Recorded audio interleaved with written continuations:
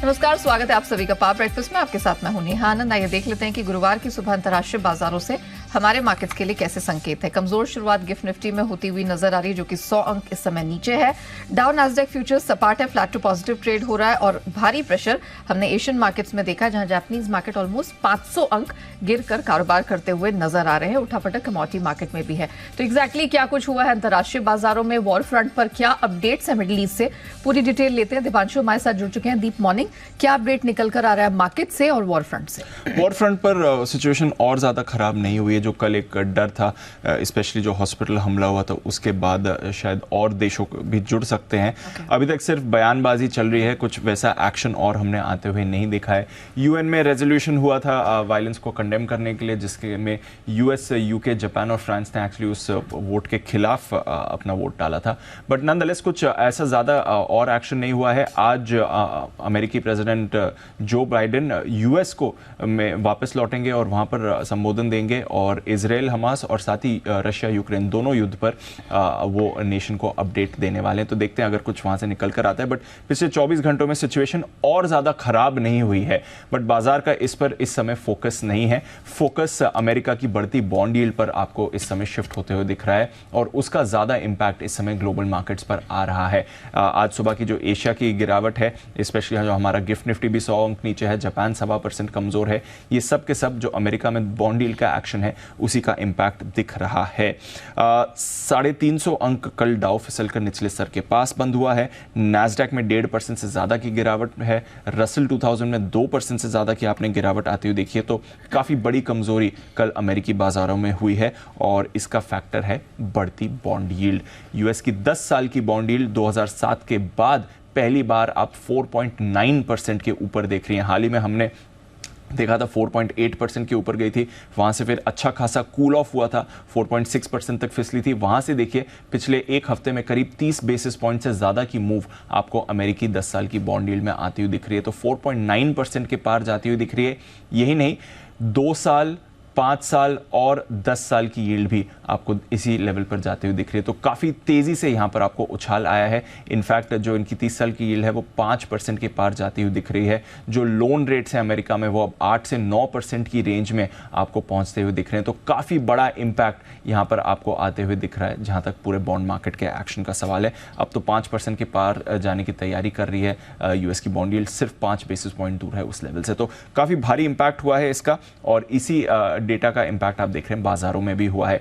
लगातार काफ़ी अच्छा इनका इकोनॉमिक डेटा आ रहा है। कल हाउसिंग डेटा आया जो अच्छा रहा, वहाँ से बाजार संकेत ले रहे हैं कि शायद नवंबर में तो नहीं बट दिसंबर में रेट हाइक हो सकती है। 40% जानकार मान रहे हैं कि दिसंबर पॉलिसी में आपको रेट हाइक होती हुई दिखेगी। साथ ही कल न्यूयॉर्क फेड के जो प्रेसिडेंट हैं जॉन विलियम साहब, उन्होंने पब्लिक में बयान दिया है। वो कह रहे हैं कि उन्हें लगता है कि रेट्स हायर फॉर लॉन्गर, यानी कि इन स्तरों पर लंबे समय तक रेट्स बने रहेंगे। तो रेट और बढ़ने की संभावना बढ़ रही है, और रेट कट काफ़ी समय तक नहीं होगा, ये संभावना बन रही है। इन सब के बीच आज फेड चेयरमैन जेरोम पावेल साहब पब्लिक में एक बयान देने वाले हैं, और ज़्यादातर मार्केट पार्टिसिपेंट्स एक्सपेक्ट कर रहे हैं कि एक हॉकिश बयान होगा। वो भी ये टाइटनेस के बारे में ही बात करेंगे। तो देखते हैं क्या बयानबाजी आती है उनकी तरफ से, बट डेफिनेटली यहाँ पर आपको इम्पैक्ट आते हुए दिख रहा है। तो कल का जो पूरा एक्शन है ग्लोबल मार्केट्स का, अमेरिकी बाजार का, वो बढ़ती बॉन्ड यील्ड से हुआ है। इसके अलावा थोड़ा स्टॉक स्पेसिफिक एक्शन जरूर था यूएस में। अनुमान से बेहतर नतीजों के बावजूद हमने देखा कल मॉर्गन स्टैनली का शेयर कल 7% टूटा है, क्योंकि इनके वेल्थ मैनेजमेंट बिजनेस की परफॉर्मेंस उतनी अच्छी नहीं रही थी।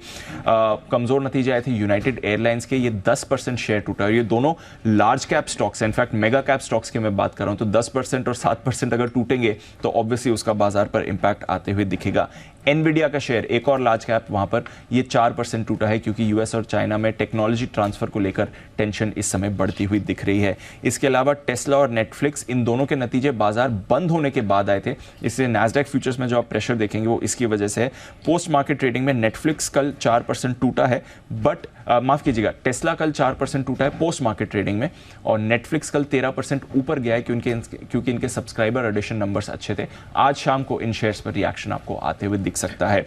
इसके अलावा यूरोप की बात करेंगे तो यहाँ पर भी करीब 1% तक की गिरावट आपको आती हुई दिखी थी, तो कमजोरी वहाँ पर भी आपने देखी है। कच्चे तेल पर अच्छी बात है कि इस समय थोड़ा दबाव आ रहा है, $91 के नीचे ब्रेंट आया है, क्योंकि यूएस और वेनेजुएला के बीच एक डील बनती हुई दिख रही है, जिसकी वजह से वेनेजुएला पर जो सैंक्शंस लगे हुए हैं वो हट सकते हैं और फिर वो सप्लाई मार्केट में फ्रीली आते हुए दिख सकता है। बट इसके अलावा कोई राहत नहीं है कमोडिटी बाजार में भी। हमने देखा है डॉलर इंडेक्स 106 के पार है। सोने में कल बड़ा उछाल है, $25 का बड़ा हमने कल सोने में आती हुई देखी है, करीब 2.5 महीने की ऊंचाई पर है। बेस मेटल्स में भी मामूली सुधार हुआ है। तो आज का फोकस इजराइल हमास युद्ध से ज़्यादा अब अमेरिका की बढ़ती बॉन्ड यील्ड पर देख रहे हैं, जो अब 5% से ज़्यादा दूर नहीं है इस समय। ऑलराइट, चलिए तो उन संकेतों पर हमारा मार्केट भी रिएक्ट करता हुआ नजर आएगा। धन्यवाद दीप पूरी डिटेल के लिए। तो जिस तरह के ग्लोबल संकेत मिल रहे हैं उन सब में हमारे मार्केट में क्या ट्रेडिंग रणनीति अपनानी, इन सब पर बात करने के लिए जी बिजनेस के मैनेजिंग एडिटर अनिल सिंह भी हमारे साथ जुड़ चुके हैं।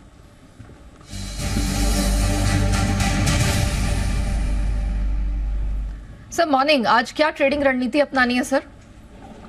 Good morning. यहाँ देखिए संकेत तो ग्लोबल मार्केट की कमजोरी कही है। कल भारतीय बाजार थोड़े से ट्रेडिंग रेंज के ऊपरी सिरे से हल्के भी हुए हैं, तो थोड़ा सा मूड तो कमजोरी की तरफ ज्यादा है। डॉलर इंडेक्स, बॉन्ड यील्ड, ये सारे संकेत ऐसे हैं, और साथ ही इजराइल और हमास के बीच में तनाव कम होने के भी कोई खास संकेत आते हुए दिख नहीं रहे। तो ऐसे में थोड़ी कमजोरी और बढ़ेगी। ट्रेडिंग रेंज के हायर एंड से लोअर एंड की तरफ बढ़ने की कोशिश भारतीय बाजारों की हो सकती है। निफ्टी की आज वीकली एक्सपायरी भी है। अच्छी बात एक ही है कि बैंक निफ्टी में थोड़ी सी कल वीकली एक्सपायरी के बाद पोजीशन हल्की हो चुकी है, तो वहां पर रिस्क और डर थोड़ा सा कम है, लेकिन फिर भी मुझे लगता है कि थोड़ा प्रेशर तो आज रहना चाहिए। 19,525, 19,600 ये अब निफ्टी पर आज के लिए सपोर्ट के तौर पर काम करेगा। ऊपरी स्तरों पर 19,725, 19,800 वो रेंज है जहां पर आपको प्रॉफिट बुकिंग और बिकवाली आती हुई नजर आएगी। बैंक निफ्टी का जहां तक सवाल है, आखिरी सपोर्ट रेंज बैंक निफ्टी की बेहद करीब है, और वो है 43,600 से 43,800। इसके नीचे जाने पर या बंद होने पर 43,600 के नीचे बंद होने पर बैंक निफ्टी में रिस्क काफी खुल जाती है आगे के लिए। जहां तक ऊपर के लेवल का सवाल है, 44,050, 44,200 बैंक निफ्टी पर हायर रेंज है जिस पर आपको फोकस करना चाहिए। तो ओवरऑल थोड़ा दबाव वाला माहौल रहेगा ग्लोबल संकेतों के चलते, और मुझे लगता है कि भारतीय बाजार में थोड़ा सा जो प्रेशर रहेगा उसमें आपको आराम से इंपॉर्टेंट सपोर्ट लेवल के आसपास आए तो ही थोड़ी सी आपको खरीदारी और शॉर्ट कवरिंग करनी है। अगर कम गैप के साथ शुरुआत हो या रिकवरी आपको दिखे तो उसमें पोजीशन हल्की करने की राय होगी। जी धन्यवाद सर, हमारे दर्शकों को दिशा देने के लिए। आइए अब स्टॉक स्पेसिफिक एक्शन पर फोकस कर लेते हैं। कल कौन से नतीजे आए हैं, आज बहुत सारे नंबर्स निकल कर आने और खबरों के दम पर कहां कहां एक्शन रहेगा, इन सब पर विस्तार से बात करने के लिए अरमान नुपुर हमारे साथ जुड़ चुके हैं। Morning to both of you. Arman, पहले आपसे शुरुआत करेंगे, बताइए कल कौन कौन सी कंपनीज के नंबर्स आए हैं और कैसे रहे? जी गुड मॉर्निंग। सबसे पहले नतीजों की अगर आप बात करें तो बजाज ऑटो के नतीजे आते हुए दिखे हैं, आपको नतीजे बढ़िया दिख रहे हैं। आय लगभग 5.5% के आसपास बढ़कर आई है, जो कि इन लाइन है, अनुमान के मुताबिक ही है। और बाकी अगर आप बाकी सब पैरामीटर्स पर देखें तो जो हमारा अनुमान था उससे बेहतर आए हैं। मार्जिन जो हैं 17.2% से इंप्रूव होकर 19.8% पर आते हुए दिखे हैं, जो कि हमारा अनुमान 19.1% का था। LTI माइंट्री यहाँ पर अनुमान के मुताबिक नतीजे आते हुए दिखे हैं। आय लगभग 2% के आसपास बढ़कर आई है। कामकाजी मुनाफे की मार्जिन्स की बात करें तो वो 16.7% से कम होकर 16% पर आती हुई दिखी है, हालांकि जो अनुमान था वो 15.6% का था। विप्रो यहाँ पर ये अनुमान से थोड़े कमज़ोर आते हुए दिखे हैं। आय लगभग 1.5% के आसपास गिरकर आती हुई दिखी है। कंज्यूमर मार्जिन्स की बात करें तो 15.2% से गिरकर 13.7% पर आते हुए दिखे हैं, हालांकि जो अनुमान था वो 15.8% का था। इंडसइंड बैंक यहाँ पर अगर आप देखें तो मिक्स सेट ऑफ नतीजे आपको दिख रहे हैं। NII लगभग 18% बढ़कर आई है, मुनाफे में 22% के आसपास का उछाल है, और प्रोविजंस की अगर आप बात करें तो वहाँ पर लगभग 15% के आसपास की आपको गिरावट दिखेगी। बंधन बैंक यहाँ पर अगर आप बात करें तो एक्सपेक्टेशंस अगर आप देखें सभी पैरामीटर पर एक्सपेक्टेशंस से कमज़ोर नतीजे आते हुए दिखे हैं। NII लगभग 11.5% बढ़कर आई है। मुनाफा देखेंगे, मुनाफा लगभग 750 करोड़ का अनुमान था, मुनाफा 720 करोड़ के आसपास आता हुआ दिखा है। और निम्स जो हैं वो यहाँ पर 7.3% से गिरकर 7.2% के आसपास आते हुए दिखे हैं। एस्ट्रल लिमिटेड की बात करें तो यहाँ पर अगर आप देखें जो अनुमान था उससे थोड़े से कमज़ोर आते हुए दिखे हैं। आय लगभग 16% बढ़कर आई है। मार्जिन जो है वो 12.3% से इंप्रूव होकर 16.1% पर आते हुए दिखे। हालांकि अनुमान भी इंप्रूव होने का ही था, 16.5% का था। OFSS की बात करें तो वहाँ पर आय लगभग 1% गिरकर आती हुई दिखी है। मार्जिन अगर आप देखें तो 41.2% से गिरकर 37.3% पर आते हुए दिखे हैं। परसिस्टेंट सिस्टम अनुमान के मुताबिक नतीजे हैं। आय लगभग 4% बढ़कर आई है। मार्जिन्स 12.8% से इंप्रूव होकर 13.7% पर आते हुए दिखे हैं। अनुमान जो अगर आप देखें तो 14.1% का था। और अंत में ICICI लोम्बार्ड जनरल इंश्योरेंस, यहाँ पर नेट प्रीमियम अर्न में 12% के आसपास की बढ़ोतरी है। और अगर आप देखें क्लेम रेशियो जो अगर आप देखें 72.8% से गिरकर 70.7% पर आता हुआ दिखा है। हालांकि जो अनुमान था वो 73% का था। ऑलराइट, चलिए, तो ये वो नंबर्स हैं जो बाजार बंद होने के बाद आए हैं और ऑफ कोर्स मार्केट जब खुलेगा तो उस पर रिएक्ट करेगा। नुपुर, चलिए आपकी बारी है मॉर्निंग। अब बताइए, FMCG दिग्गज ITC, HUL, नेस्ले सब नंबर्स पेश करने वाले हैं, क्या एक्सपेक्टेड है? बिल्कुल, मैनेजमेंट की कमेंट्री सबसे पहले तो इंपॉर्टेंट रहने वाली है डिमांड को लेकर, क्योंकि फेस्टिव सीजन आने वाला है तो वो इंपॉर्टेंट रहेगी। तीनों के मैनेजमेंट की कमेंट्री इंपॉर्टेंट रहेगी। लेकिन ITC के साथ शुरुआत करें तो यहाँ पे नतीजे अच्छे आते हुए दिखेंगे। कंपनी की आय करीबन 4.5% से बढ़कर आने की उम्मीद है। कामकाजी लेवल पे 9% की बढ़त लेके चल रहे हैं। मार्जिन में 200 बेसिस पॉइंट का इंप्रूवमेंट हो सकता है। 38% के मार्जिन इस बार आने की उम्मीद है। और मुनाफा भी देखें तो 11% से इस क्वार्टर में बढ़कर आ सकता है। सबकी नजरें सिगरेट वॉल्यूम्स पर रहती है। इस बार अनुमान है कि 5 से 6% की ग्रोथ वहाँ पे आते हुए दिखेगी। FMCG में भी अब से भी कंट्रीब्यूशन बढ़ता हुआ दिखा है, तो यहाँ पर भी 8% की उम्मीद लेके चल रहे हैं।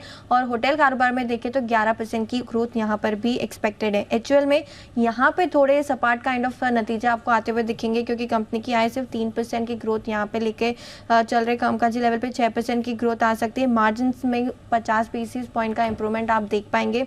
करीबन 23.5% के मार्जिन आ सकते हैं। मुनाफा बिल्कुल फ्लैट रहने वाला है इस क्वार्टर में।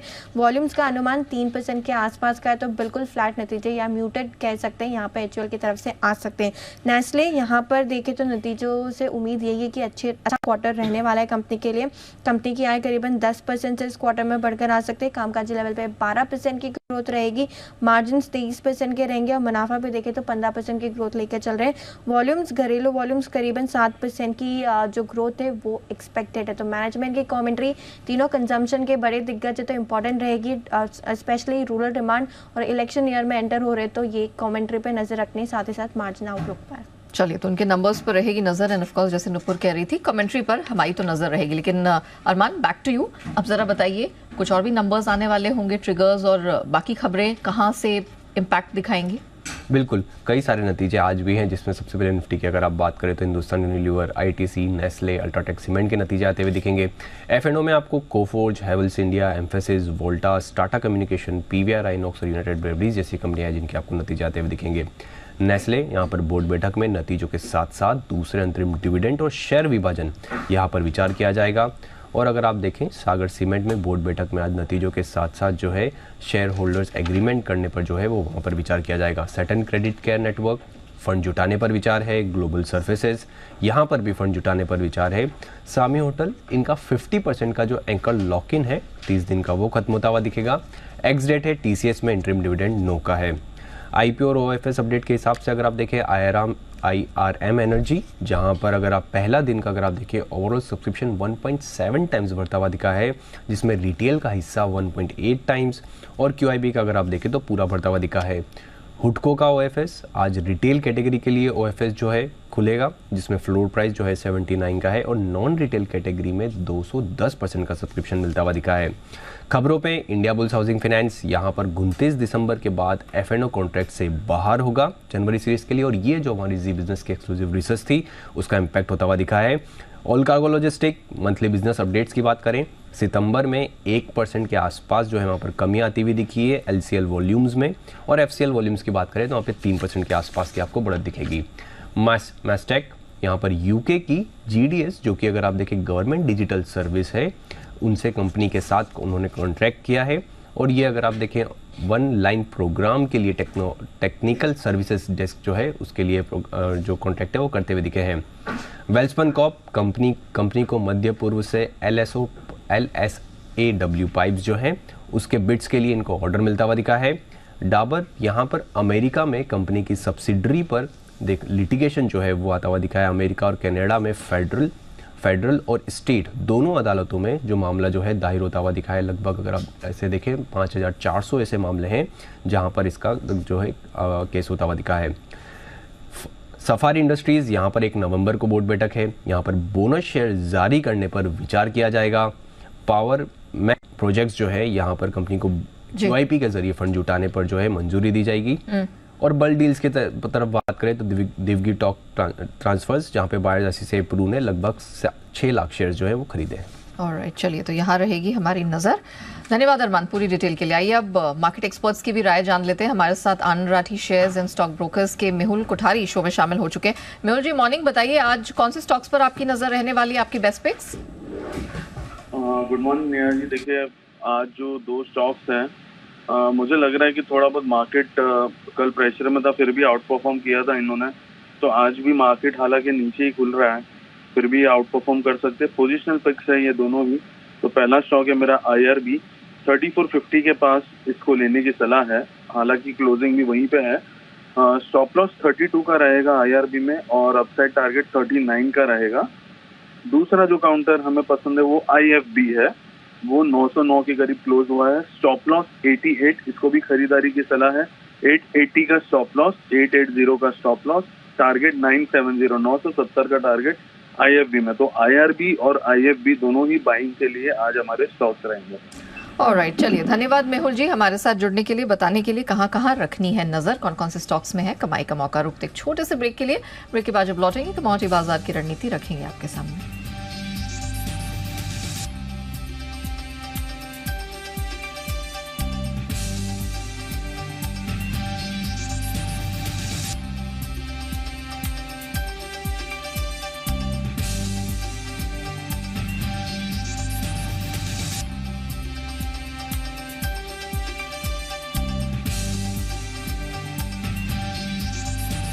कोफोर्ज के नंबर्स आपकी स्क्रीन पर आ गए, वो लाते हैं। मुनाफा बढ़कर यहाँ पर आया है, माफ कीजिएगा, यहाँ पर क्वार्टर ऑन क्वार्टर अगर देखा जाए 165 करोड़ के आसपास का मुनाफा यहाँ पर दर्ज किया गया है। कंसो आय पर नजर डालें तो हमारे एक्सपेक्टेशंस थोड़ा सा डिप डाउन है, 2300 करोड़ के आसपास का अनुमान था, उसके मुकाबले 2276 करोड़ के आसपास का यहाँ पर जो नंबर है निकल कर। एबिट मार्जिन पर नजर डालें तो ये बढ़ी है, 1106 के आसपास रही है। क्वार्टर ऑन क्वार्टर के ये नंबर्स निकल कर आ रहे हैं। आइए अब कमोडिटी बाजार की रणनीति समझ लेते हैं। HDFC सिक्योरिटीज के अनुज गुप्ता हमारे साथ शो में शामिल हो चुके हैं।